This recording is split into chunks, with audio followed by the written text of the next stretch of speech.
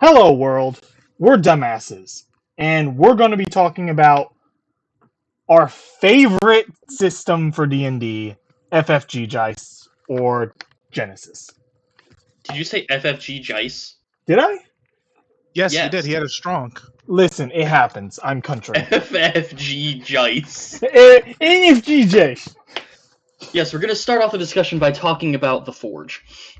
First, we're going to introduce each other. Before we get into that, and I want to throw a fucking chair out the window. Do it. Throw a chair out your I'm window. Mr. Bones. Do it. I'll be hosting this table. We have Captain Comedy here. Ew. Then we have the Great Sir Fluff. Crack! And then we have Astronaut Space Boy flying off in the distance. Yes, best for last. Apollo. So, Meet everyone. for a little background, I've been doing D&D way too fucking long. Genesys was technically my first system. I believe it was also the same with you, Iron. Yeah, unfortunately. Yeah, I believe you started a little bit before me, but it was around the same time. Fluff, I think you're the same as well. I think we all started together. Nah, I've been playing it before you guys. Oh, okay. He's been Yeah, he playing started a way bit before us. Yeah. And then there's Apollo, who never played it. Yeah, then Apollo, who has never played and joined us right after we switched to the Amazing 5th Edition, which that's up for debate with the new game license. But to start us off, FFG, or Genesys, as I'm going to call it henceforth, because that's what it is to me. It was a system that was built for their Star Wars books. It was very good in the Star Wars books. I think we can all agree on that, right? Oh, absolutely. Amazing mechanics for modifying weapons, spaceship travel. Jesus fuck. Tribble travel. It had a few flaws. Mainly, I can never fucking tell what short range is. Well, that was more of a problem in the base in the other system. It was a lot more. It was. I think it was worded a lot better in Star Wars. Yeah. So, this is going to be just our thoughts and opinions mostly on it. We'll dive into mechanics a little bit, but when we're referring to Genesys, later on, toward the end, I guess we could say, of the company, because they're no longer making tabletop books, they eventually released a generic version of the system that could be played in any setting. So space opera, fantasy, modern age, and that was known as Genesys. And it was basically like, here's a guideline, finish the rest. And I actually have the books in front of me specifically for fantasy and the expansion. I believe there's Realms of Terranoff, which refer to fantasy. Yeah, Realms was fantasy. Mm-hmm. Realms of Fantasy. Yeah, what Realms was, is what I said. Oh. Realms was fantasy. Shadow the Beanstalk was the cyberpunk. Cyberpunk. Space. And then Space opera, cyberpunk. Yeah, then there was Crucible, which was magic super mutants? You can kind of connect it to Spelljammers almost. Yeah, if I remember, Crucible was kind of like... Crucible was like the catch-all, be-all. It's like, imagine Fallout, but fantasy. Not Skyrim. Fallout, but it's fantasy. Is, I think, the best way to describe it, because it was weird. No one really ever touched Crucible. I've known one person to run Crucible, and they did it for like a week. Yeah, there were some issues. Okay. I mean, there was another system they made. Yeah, there was. 5 Rings. But we're not talking about 5 Rings was a completely different system. Was that I thought it was them. Yes, it was it was them, but it was a different system. That's what I mean, that they made. Yeah. They made another system. That whole bag of worms, I've never played it, don't intend on ever playing it. No, I wouldn't touch that with a stick. But we're going a little off topic. I want to mostly talk about Realms of Terranoff and probably the Star Wars versions of it. Realms of Terranoff.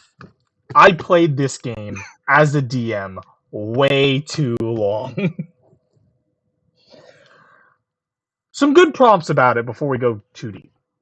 It has amazing magic system. If anyone is looking for a tabletop that really expands on what magic can do as a player, this is the system to go with.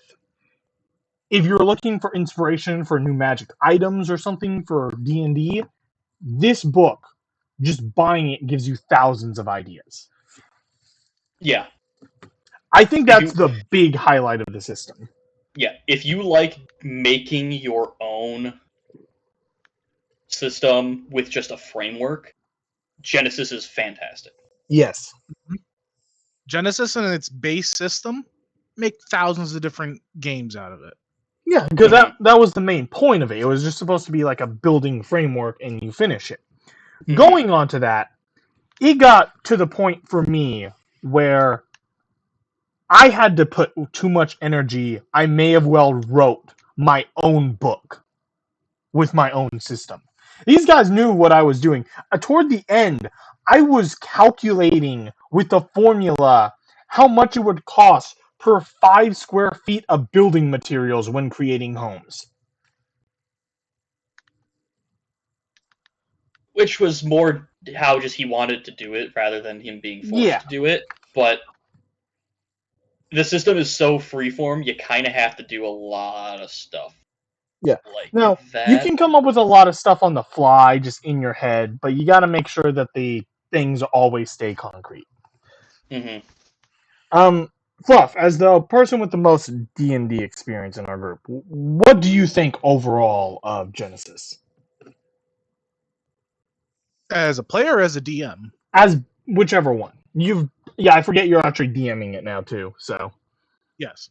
So, as a DM, it's very open for you to make, I'd have to say, like, not on the fly stuff, but more of it's open-ended, so that way you're not constricted. You could easily make something super easy within 20 minutes of starting a game. As a player, it could go either way. You could be like, I love this game, or this fucking game. Yeah, I feel like those are the two, so there's no in-between on the system. Well, I hate to say, I think by not explaining how it works, we're kind of not. Yeah, you know what? I think we need to explain how it works before we go into why, pros and cons of the system. So, it's a narrative system. Yeah, it's meant to be. It's broken down. There's combat sections and there's social encounters. There's 2 types of encounters. So the game isn't always meant to be just murder hobo, go in and fight. You can do that. You can do it easily. Yeah, but that's not the only way you're rewarded. Yeah, if you decide to do it like that, you're limiting yourself. If actual D&D is like you're playing Oblivion, you have a bunch of options, but this is the world you are in. This is the kind of things you can do. These are the items that you can get. You can kind of make your own, but it's got to fit within this realm of possibilities. But you're also basically playing an RPG. Genesys, the Star Wars system, you're watching a movie, but you're rolling the dice to figure out how things are going to go. I think, the best way to describe the differences. Yeah, I think that's a great way to describe the difference. You talked about going into the system a little bit. I want to just go over a base difference, and if that's all right with everyone.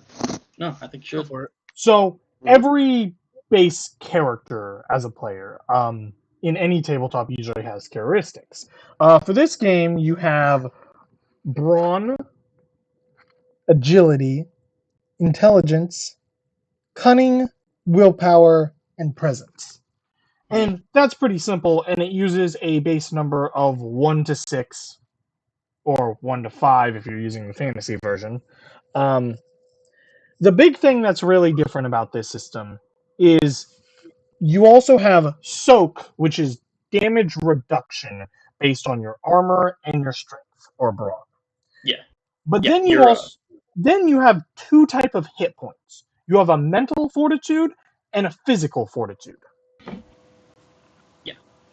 One thing to keep in mind with the characteristics, brawn is basically your strength and constitution combined.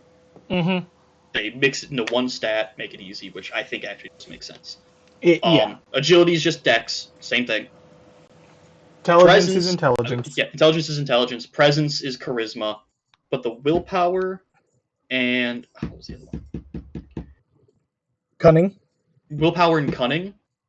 Those are basically wisdom split into two. Yeah. Where the cunning is more of like just your street smarts more than anything. And like the actual like, oh, I know how to do this, I know how to do that, I know how to track, I know what herbs are safe to use for medicine around here, which ones are poisonous, trap making, stuff like that is cunning. Whereas the more like spiritual, psychological aspect, the wisdom saves, is your willpower. Yeah. And that also is what determines your mental fortitude stat. Yes, and brawn determines your physical fortitude. So yes, if you're wondering, physically inclined characters tend to have a lot of health. Yes, And and a lot of health for this system. Like, if you play 5th edition, you'll see, like, this barbarian has a lot of health. It's 200 hit points. In this game, 20 hit points is a lot. Shitload. That's a shitload. If you take 1 point of damage, it's like, oh boy, I need a healing potion. Yeah, this system, at the end of the day, no matter how strong you get, this game wants you to know very damn well you are still mortal. Mm-hmm. Like, because of your damage reductions, you're probably not going to take more than a couple points of damage on a hit unless you're fighting, like, Darth Vader or something. If you're fighting Darth Vader, you've already fucked up. Darth Vader, the devil in hell, whichever one you want to choose. But, like, in general, this game very much wants you to be aware, if you fuck up and are stupid, you're going to die. You only have 15 health on average for, like, a high-level player. Actually, for a beginning level player, you could have 15 health. Yeah, but that's if you go out of your way. Maxing. On average, late game, some of your more ranged characters that don't usually have high health might have up to 15. Yeah. So that's like your average endgame character. And going on to it, there is also a dice system, which is a part of the mechanics, which let's briefly also discuss that. Yeah. Basically, go ahead. It's symbol-based. Mm-hmm. There's symbols that mean success. There's symbols that mean minor advantages, which are literally called advantage symbols. They can do everything from proccing certain effects on your weapons, certain abilities, to recovering some mental health. Recovering mental health. If you get a handful of them, you can have your enemy like drop their weapon or push them away a little bit, or make it so that the next time like they can't aim properly, so they get set back on their next roll. Mm-hmm. Or just straight up drop their goddamn weapon. Yeah, we're going a little bit ahead. So there's 3 types of positive die and 3 types of negative die. You as a player should only really concern yourself with the positive, which there is a green die, a yellow die, and a blue. The blue die is called a boost or a bonus die, and that is like an environment or someone giving you some type of advantage, and they keep stacking. Yeah, technically there's no limit to how many you can stack. A lot of people we know put a self-imposed limit. 4 to 6 is usually I find 6 is about the right number, yeah. Yeah. That's what I do in my games. The reason why is, hang on, the reason why we'll say that, we had a friend at one point who in the Star Wars system was a stealth droid. At one point, he was rolling 12 blue die and decided to stand still in the casino and become a lamp hook. And people believed it. It was a coat rack, and people were hanging their coats on him. One time he tried to be a toaster, too. And it worked. People were trying to put bread into him. So there's this system, basically, to say, overall, it's a little unbalanced. You can't abuse it. It's a fun system, though. Yeah. The die types, again, there's good die and bad die, basically. Your boost die, or if on the bad side, the setback die, same thing. We'll get into that in a second. Those are D6s with different symbols on them. Your green, or again on the opposite side, purple, you have a D8 with symbols, and then the last one, which is yellow or red on the other side, is a D12. Yeah, which the D12s are your proficiency, the D8s are your base skill, and then the D6s are environmental and advantages, boost and setback, basically. Yeah. Now, each of these have corresponding symbols on them.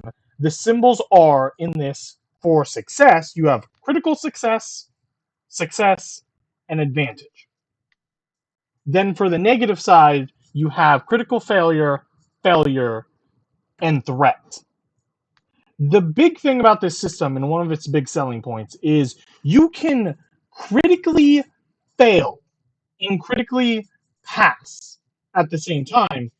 So it gets a little confusing. You have a critical fail on your roll, but let's say you roll enough success to also pass it. You still succeed on your roll, but something really negative happens still because you got that critical failure. Like, okay, I just pick-locked my way into the guardhouse. Doing so, I have now permanently broken the door off the latch, and it made a loud clang sound. But the same thing can happen on the other end. You can fail to pick that lock, but critically succeed. You've accidentally locked the door shut and fucked with the lock so it will not open. So they have to break it open when eventually an alarm goes off. Mm-hmm. So it adds a lot of interesting mechanics. And again, as I said, red is the negative proficiency. You have the base purple, which is your standard difficulty, and then you have the setback, which again, environmental things, defense on armor, or some weapons can give certain defenses, and you basically add up the symbols together. Success, failure, cancel them out.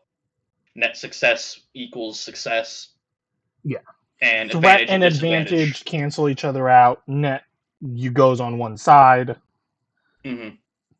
And you but get a bunch of the big thing is, if you get a critical failure and a critical success, they do not cancel each other out. Yeah, the success and failure, because they also count as one of those, that cancels out. But the big bad negative thing and the big bad positive thing, those don't cancel out. You get both of those happening in the roll, which could be really funny to happen. And it completely screws up everything that you're working on in the game. It is hysterical. Yeah.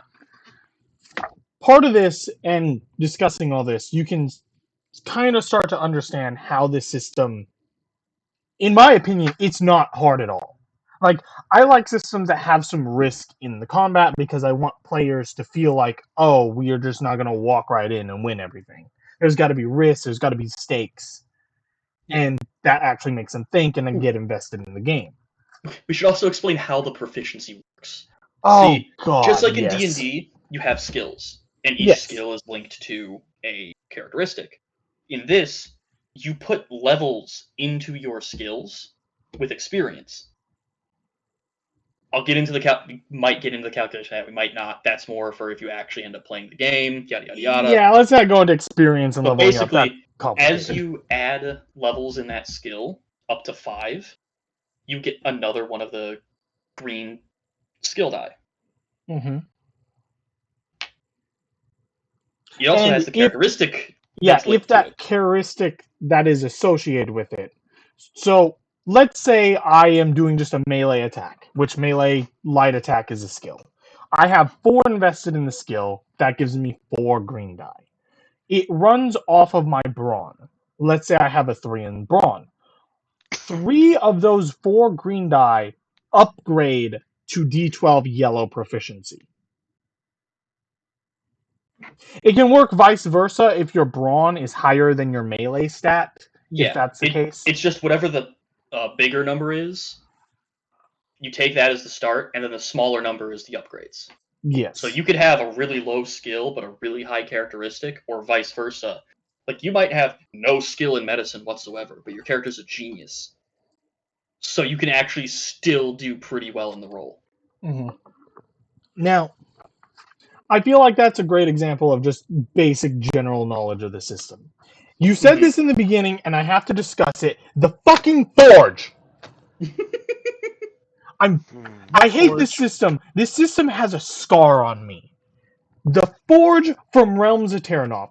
This fucking book. It has an inventory list. Exactly. Exactly. Let me get to this shit. So this system, it is great for actually crafting weapon modifications. Like, let's say you have a sword. A sword has a set number of hard points, okay? Those hard points are the number of times it can be upgraded. Some upgrades take 2. Let's say I have a sword, I want to serrate the blade. Congratulations, I now have increased the crit by, or lowered the crit by 1, because that's how the system works, and I consume a hard point. So, blacksmithing characters in this game sound amazing because there's so much you can do with them. And alchemy too, there's an alchemist kit. And next to the alchemist kit, they make a fucking note in the book, and it's like, please reference the page number, and it takes you to the inventory page for purchasing a blacksmithing forge. It's not there. It's never listed ever in the entire fucking book. To put in perspective, we have not played Genesys as a group with us for 3 years now. He Something is like that. still scarred by not having this. It is still a trigger for him. Yeah, and it's hysterical because I bring it up all the time. I'm getting ready to go into this. They did an expansion book. I have the expansion book in my head. I pre-ordered this motherfucker the day it released because I was like, oh, they literally said the expansion book is going to fix all the issues with Genesys. And they said, in quote, list items that were not able to be put in to the original books.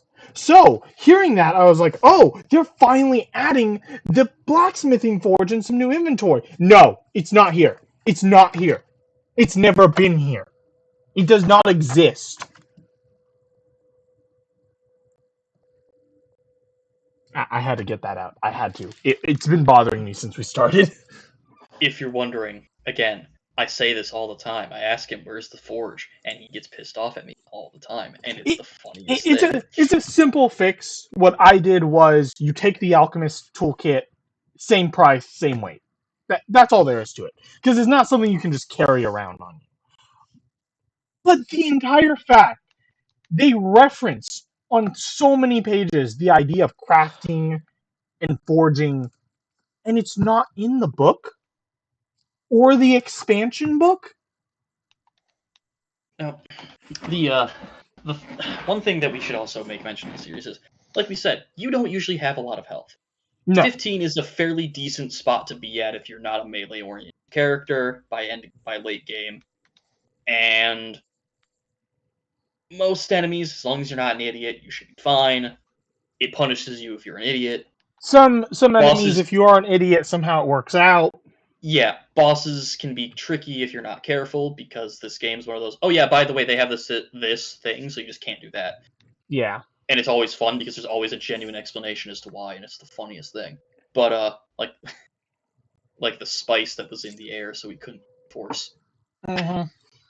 But, one very important thing about this game is, if you think D&D has an issue with late game and high level, it is nothing compared to the bullshit that can be pulled if a character gets to a very high amount of XP. So, this system... Holy shit. Yeah, so this system has 3 generic type of enemies. So, like how D&D 5e has CR to help guide where an enemy should be, this system has minions. I forget what the middle one's called. Minions, rivals, and Nemesis. Nemesis are like awesome. Nemesis is like you'll only fight 1 or 2 in the campaign. Yeah, these are basically enemy player characters. Yeah. Let me tell you. Actually, no. When it comes to player characters, players have been actually categorized as nemesises. Yeah, that's what I just said. Yeah. No, you classified them as rivals. Did I say rivals? I think you said Nemesis. I thought Nemesis. I might have said rival. Okay. No, anyways, Nemesis is a player character almost in thing. Like, let's say you kill an NPC. That guy might, like, the DM save him and be like, you're now their nemesis. Mm-hmm. The problem with this is that any players who properly spend their XP around when they get 50 experience, which is if they're unlucky 15 sessions in, can take down a nemesis, no problem.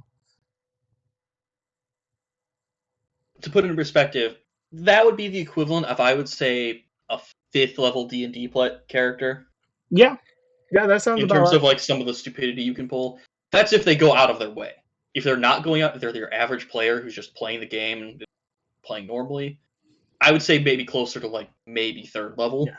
I feel like it's easier in the Star Wars system because the Star Wars, the way you expend XP, we're not going to go into because it gets complicated, but they have an alternate where if you're a Force user, you spend XP to upgrade your Force abilities. So it makes you spread it out more. Yeah. Where when you go to fantasy, there's supposed to be a system where you like get a supernatural power ability, but they're just so broken. Like if anyone knows the deck of many things, there's the OP card Vizier, where you literally can ask a GM a question. That is an ability in Realms of Terranoth you can use every single session. And Yeah. the more you upgrade, the more focused it can become to the point where you can ask the GM 2 or even 3 and he must answer. Yeah. It also gets worse of you can create custom ones of these powers as long as it fits the Is system. okayed. It tells you to do this. Yeah. That's just one that it says, hey, here's an idea. We didn't use that because it broke the game, because one of them literally just makes you invincible. Yeah. You can't move, but congratulations. You can literally just be a wall in the middle of a group of enemies after you taunt them and make them want to attack you, and they can't hurt you. And your allies can just take pot shots and win. They get really busted. Star Wars is busted in a different way. If you focus and hyper focus on something, you can break things. Because there's skill trees in this. There's not classes. Well, not like D&D There's classes. careers and specializations. Yeah, so Yeah, let's get into this a little bit. So it's not in the fantasy system, but in Star Wars they have a type of overall class and they break that down into like subclasses or specializations. But you can get multiple specializations and you're meant to still be under the same career. It gets more expensive when you leave your career. Mhm. But each of those subsections have skill trees which you go down which have passive and active skills. Where if you go to the fantasy, it's you build a pyramid out of talents. Yeah. Almost fully freeform, you just build them in blocks. And Yeah. I'll be honest, talents are kind of overpowered. Yeah, the fantasy, it's easier to break with talents, just because if you know what you're looking for, you know exactly, you can get to it way easier. You say that, but let's talk about your sniper that could shoot outside a spaceship and damage another spaceship. The thing about that is that literally took me until the end of the campaign to get. That is true, but that's just some of the stuff you can do here. Yeah, again, that was also me realizing I could do this and getting the right stuff. It is possible. The fantasy stuff, you can just break with the talents because you can I want this, I can get this if I just buy this, this, and this, because that gives me the steps on this pyramid to get this. It's easy to hyper focus. Whereas the Star Wars system, it's a skill tree. It's a lot more balanced because there's a lot of shit you're never going to use on the skill tree. But then there's some of the skill trees that's like, oh yeah, by the way, here's $100 every session. Yeah. Imagine getting 10 stack. gold every session. Those stack.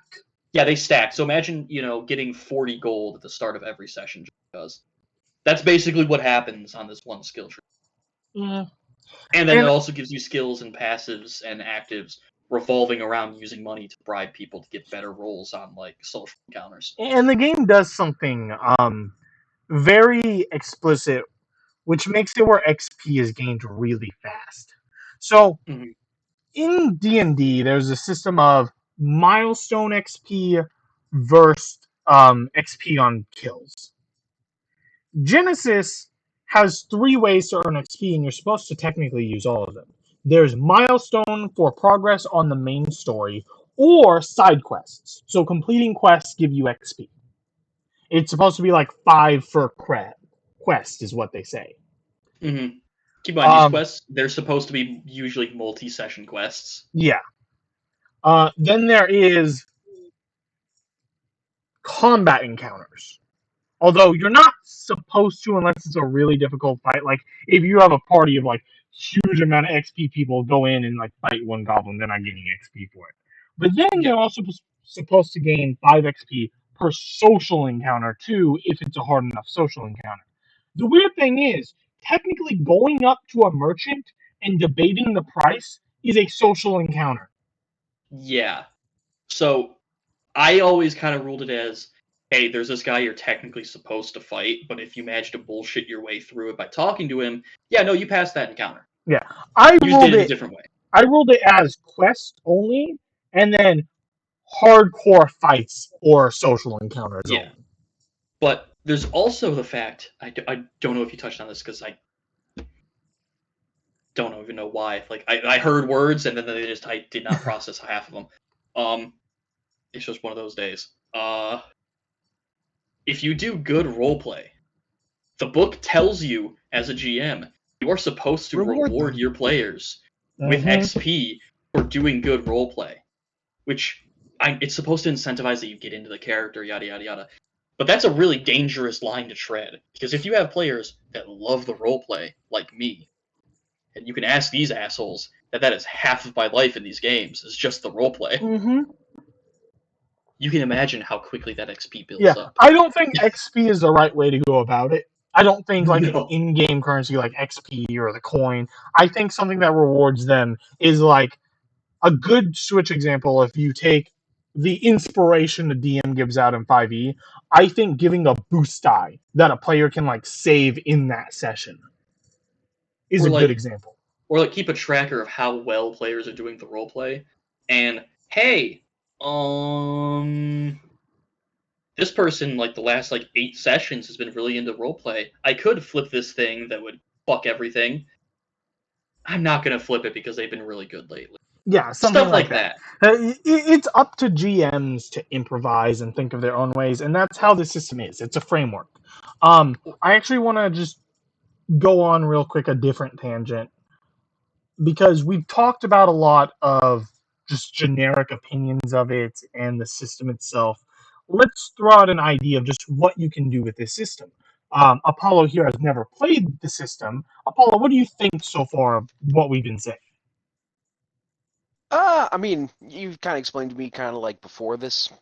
Yeah, but I'm just Before saying, this like, video. with all you've heard, go ahead and state your opinion. It definitely sounds interesting. Like, I'm definitely willing to give it a try. Yeah, because we've actually had talks about going back to the system, especially with the new 5th edition game license. I mean, I'm like, I was interested before all that actually Yeah, happened. So yeah.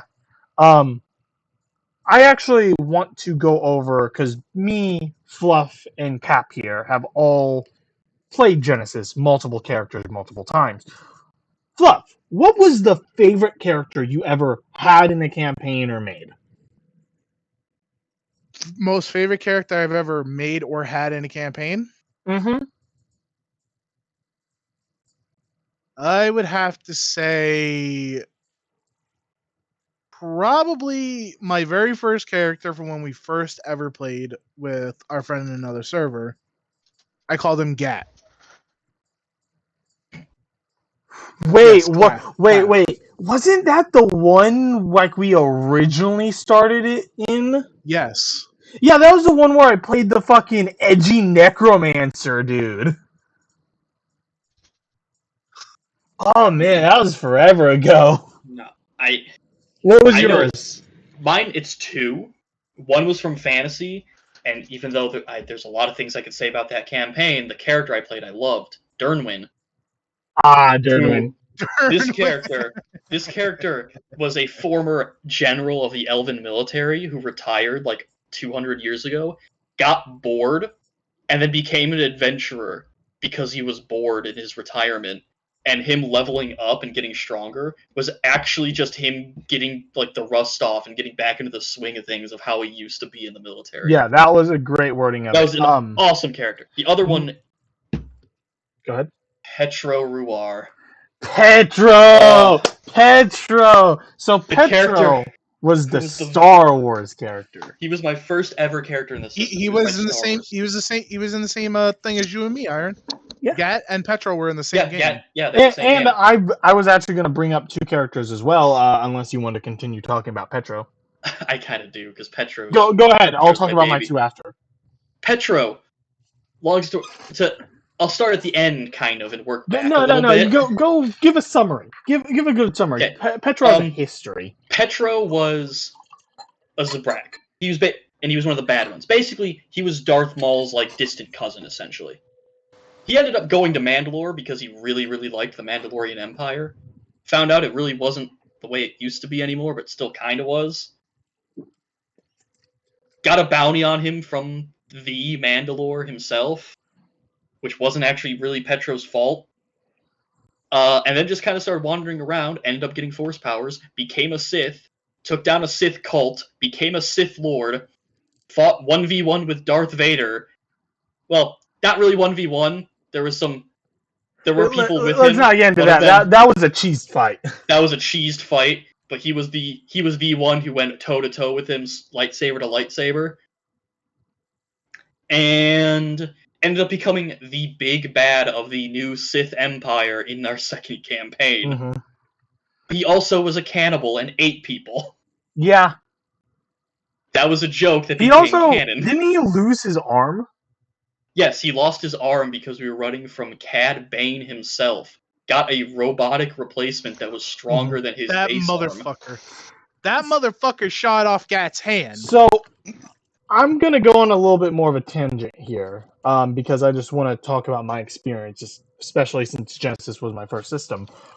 So when I first joined Genesys, my favorite two characters I'll get to, but I actually first made a droid, an astromech, R3D7. This droid was supposed to be a presence-based droid, charismatic, and he only spoke in beep boops. And his favorite weapon was a little shock prod he would poke you in the butt with. But R2D2, eventually, basically. I had to leave the session, and I eventually came back with my second favorite character of all time, Aro the Wookiee. You guys remember Oh my him? god, not him. Aro. Aro the Wookiee. So Aro. Aro was a pure black Wookiee who was a slave, who had his throat ripped out. So I didn't have to roleplay, I just grunted. The entire campaign, I grunted. This motherfucker also had the physical strength to dent the side of a starship. The session I joined was like, you have been freed by these people, and they're fighting this bounty hunter. Turned out to be Boba Fett. I'm like, I walk up to the bounty hunter when he's on the ground and punch. He's like, okay, roll to hit. You just broke Boba Fett's mask in one hit, as I did like 12 damage. Yeah. Ironically, I think this character started the weird trend of my character buying other player characters. Yeah, it really did, but it was a weird trend. God. Yeah. Before we continue, we do not condone the buying of life. No. But it was a weird trend that stuck. Unless it's pets. Only in tabletops may you buy other characters. It was a weird trend. I don't know why it became a trend. All GMs out there, it is a great way to introduce a player who it is a hysterical way to introduce a player. Who keeps switching characters too. Every 3 weeks, if they switch characters, just throw them in the slave market. Best way to introduce them. And then just have your character... Then the players just don't buy them. Yeah, exactly. Not your fault. Or But you just put someone in a fountain. Aro's was one of my favorite because he was a traditional Wookiee. He believed in honor. And the entire reason he was strong, whenever we had downtime, I just went to the GM and I start working out. He's like, okay. I'm like, yeah, I just do 1,000 push-ups, start pulling myself up. I rip the door off and just keep working out with it as a weight. He's like, okay. I never used a weapon with Aro. Never. He was the fist Wookiee. Yeah, no melee weapons at all. No guns. Monk Wookiee. Just pure muscle. And that's how I finished the campaign. Yeah, he was Mr. Fister. Yeah, and he was almost the complete opposite of Petros. He was completely good. And they had a thing in the beginning where it was like, I will back you up. But eventually my character got so scared of yours.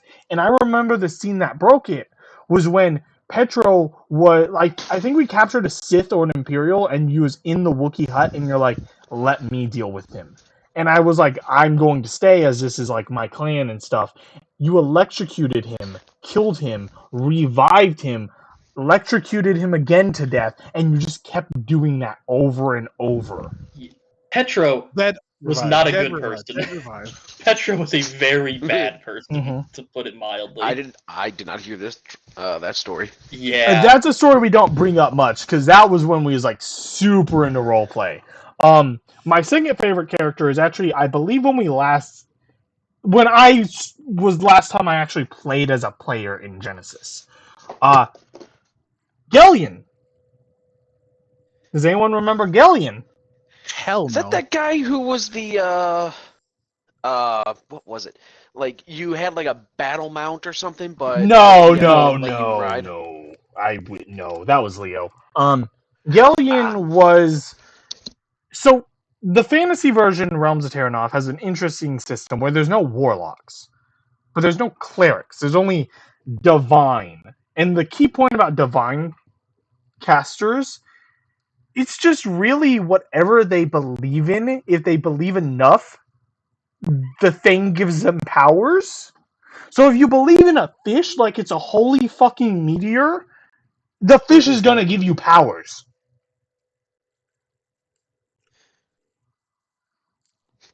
So Gillian, my plotline with him was his dad was a priest. He was a holy man. He fought demons for gods. He died, and the church did not help him as a child or his mother, and his mother eventually succumbed to illness.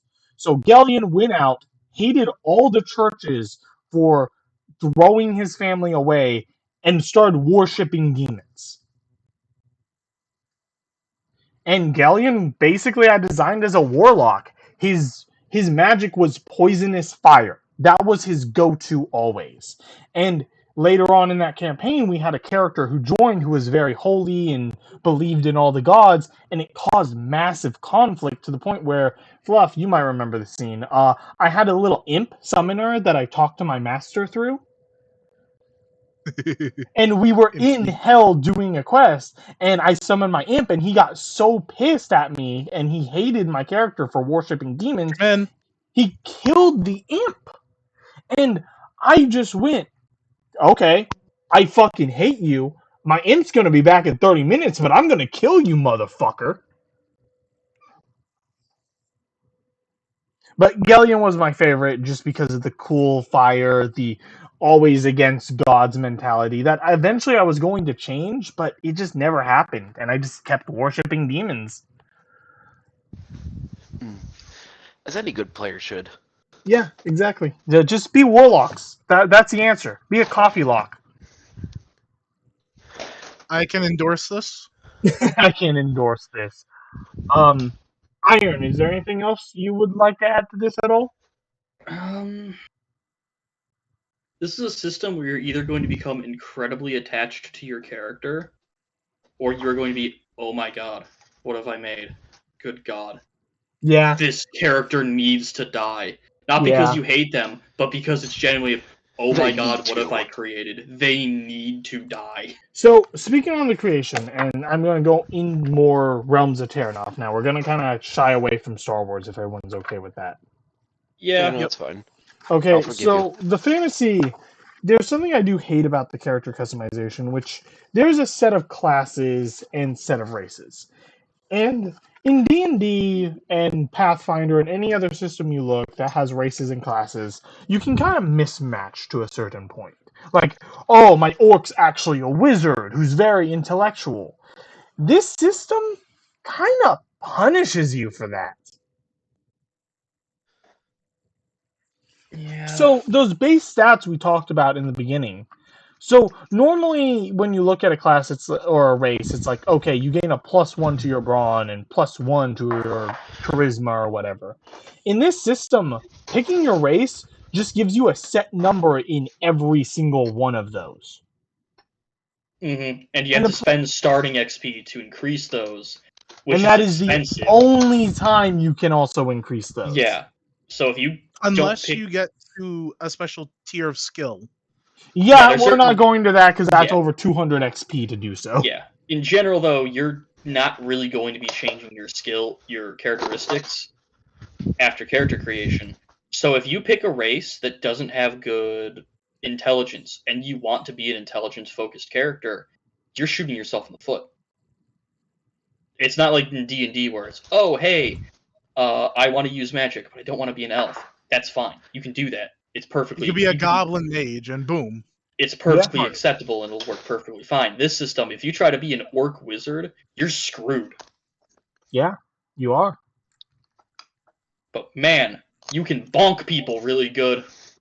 Yeah. You could be the bonk wizard. Speaking on that, there is something I will give credit for. I talked about how amazing the magic system was, but there's another thing, which is, as we mentioned way long ago, you can spend XP to upgrade any skill.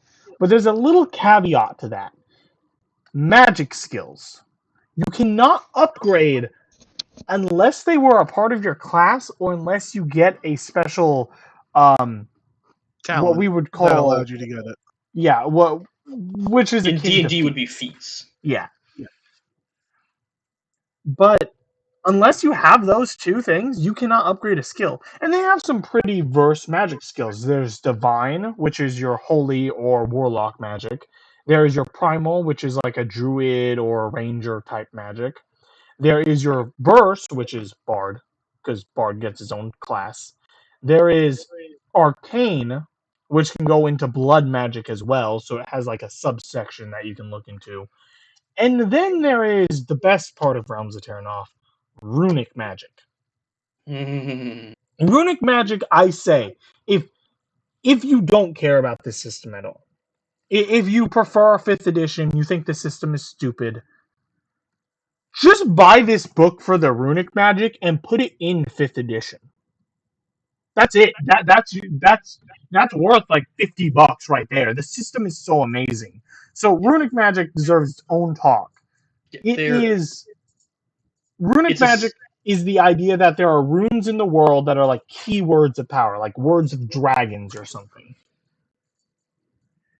And they're carved into like a magical stone or some kind of crystal, and there's an activation word that anyone in the world can use. It could be a fire in Dragon Tongue, and it literally starts a campfire. But in the hands of a runic wizard, they get a secondary action ability, and they can use it as a magical focus. That secondary focus might be like, all your spells now have fire for free. All of your spells will deal fire damage as well. Yeah, they're pretty nuts. They can do some really cool stuff. Yeah, and the thing about it is, the game is full on open and says create your own. Don't just pick from our list. Work with your DM and create your own. So much so that I want to add runic wizards to my 5th edition campaign. But it gets even cooler, because these aren't just spell focuses / minor magical items. You can also use these as weapon upgrades. Mm-hmm. That fire rune, you can also implant that into a sword, and now your sword has fire damage. Burn. Yeah, it can set enemies on fire now. So it's everything all in one. If you don't have a runic mage in your party, and you want to upgrade a weapon with fire in the fantasy set, which is hard to do, you can have someone implant that in, and congratulations, you have a fairly good magical weapon. And they're also, some of them are really expensive. Yeah, some of them are. But the thing about it is that you're not supposed to buy these with money. No. Like, this is like endgame, I can buy a castle, I want to buy a magic item instead kind of ordeal. Mm-hmm. You are supposed to find these. And the big thing is, the only class that starts with one is a rune mage. That's it. Now, one thing to keep in mind, most magic classes, it's kind of, you don't have to have a magic focus to cast a spell. It gives you a bonus if you have one. Yeah. Unless you're a rune mage. They have to have a rune to cast a spell. But the rune, it doesn't just give the minor bonuses like all the other classes get from their magic weapons. They just get ridiculously awesome bonuses. Yeah. A weak one is extra damage. spend the campaign collecting different runes. So, like, water rune. Okay, I shoot a tornado of water at you. Wind rune. I start flying. Fire rune. I set lava everywhere. Like, that is the stuff a rune mage is built around. Think of them. Think of like how the artificer or the artificer, if you want to say it correctly. I hate the real pronunciation. Think how they have like just a bunch of different gadgets that can do different things. That's what the rune mage is supposed to be. But each and every one of their runes isn't just a gadget that, oh, I can walk on water for the next 5 minutes. It's also, you can make a wave of water slam into everything that's within, 100 feet of you because you're a rune mage. If you end up having to fight something.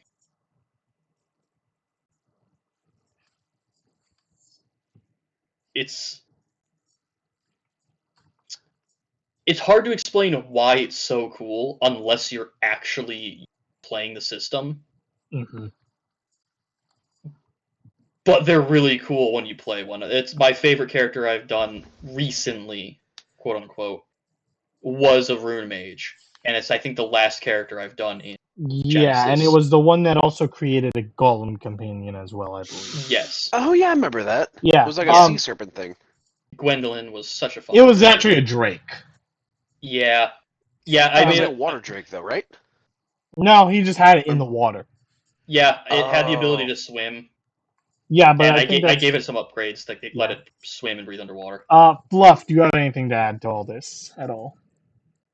To the magic part of the game? To the magic part, or generally what we're talking about with the runes itself.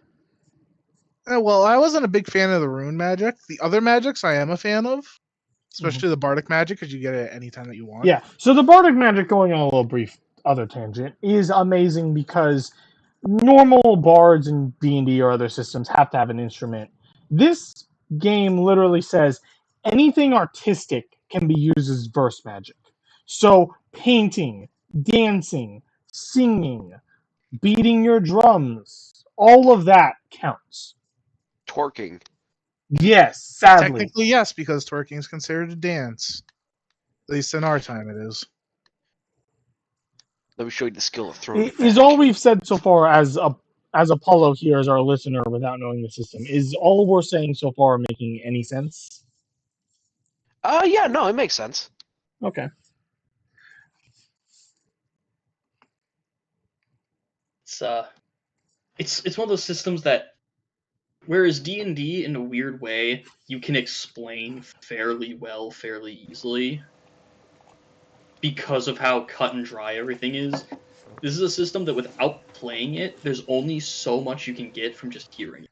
Yeah, this is something that you need to actually look up a gameplay of and watch. You need to sit down, read the book, or sit on a couple of sessions, and you'll be able to understand. Yeah, it's easy to understand once you've played it or been there for someone playing it. It's easy.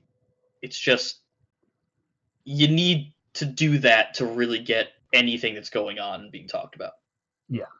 And like we've mentioned way in the beginning, it's a narrative-based system. It's not something like D&D 5e or Pathfinder where it's combat-based and there's so many intricate mechanics in this. This is meant the GM comes up with a lot on the fly as you're playing. Mm-hmm. Like, you're not supposed to be the superheroes in the story in this. No, you could literally just be random people who... You say that, but then they have the hero system. You know what I mean. You're not... Your characters with... if not counting the superpowers, because those are bullshit. In general, your characters aren't supposed to be the end-all, be-all, standing side by side with Luke Skywalker.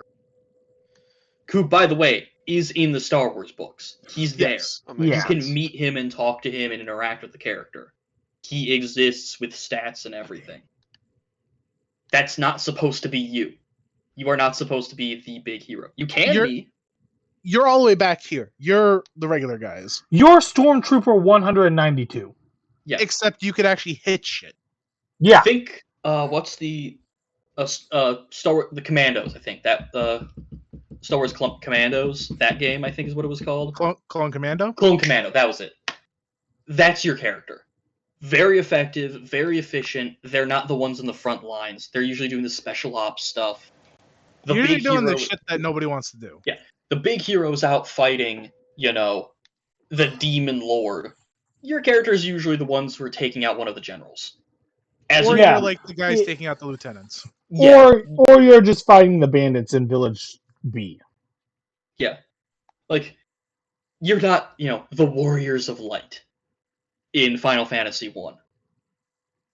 You're literally that guard that goes on patrol every fucking You're day. whatever dumb name an adventuring guild your party comes up with. You're basically like the guy who got a shot in the knee when he was adventuring. Yes. Yeah, you know how in Skyrim they constantly talk about how there's dragon attacks everywhere and the guards have their hands full pretty much all the time dealing with these dragons and trying to kill them or at least repel them? That's your character. You're probably not going to kill the dragon. You'll probably hurt it enough that it considers this too annoying to continue.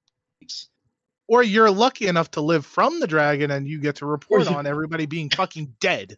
Or you go, your quest, after the dragon attacks, your survivors, your next quest, is to go find the hero and say there's a dragon attacking. And then retire.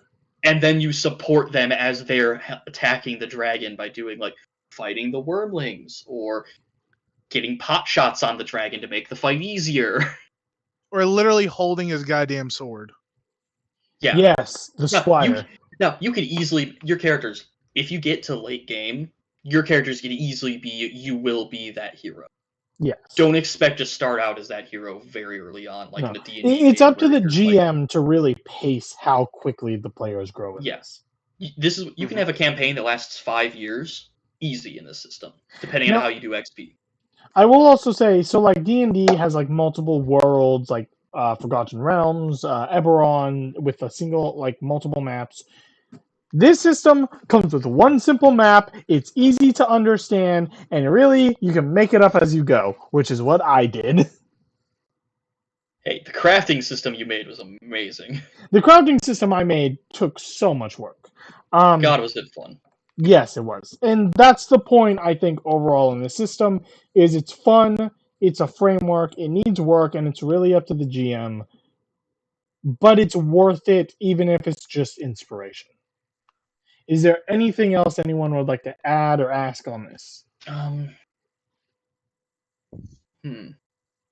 I think one thing to keep in mind with this, besides all the things that we've mentioned, this is not a system where you want your players to get tons of loot from enemies. This is a system when, hey, you take down a bunch of bandits, you rob their money off of them, and that's about it. Yeah. Because they're not going to have a weapon that's better than what you have, unless it's a boss. They're not going to have, a +1 greatsword. No. In 5e they might have. No. They're gonna have a standard blaster, a standard sword, a standard pike, stuff like that. This is not a system where you want to, I want to loot all of the bodies to get all the gear and sell it. Because you don't make money selling So this. something I really recommend for this, if a player's, because of how narrative is, kill them in a gruesome way, or fire blast everything, make it where that equipment is not lootable. Yeah. Or you can make it lootable, or you can make it really damaged. Yeah, you can. Yeah, damage is on an items. effect on items. It's an actual thing in the system. Yeah, it is an actual effect, and it really screws with armor and weapons if stuff's damaged. Yes, and if it's damaged enough, it just breaks outright. And you can't repair it if it's broken. Yep. You basically have scrap material right there in your inventory. Yeah. That's a good thing to do. Just give them scrap material. It enforces the idea of crafting. And one more note to go out on is this is a system I also highly recommend if you want your players to have their own stronghold, their own fort, or manage their own guild, or manage their own town and become minor noblemen. This is a great system for that.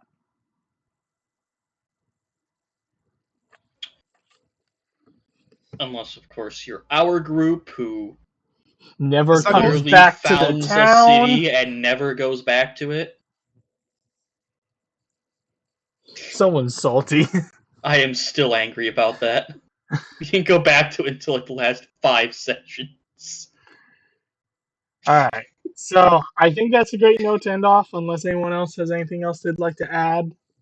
I think we kind of hit without going into specific detail.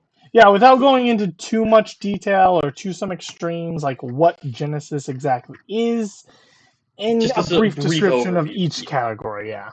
I have to end this off on something very special to everyone's dear hearts that's going to make everyone hate me. Seemingly, that's the end of the video. Shut Fuck the off. fuck up.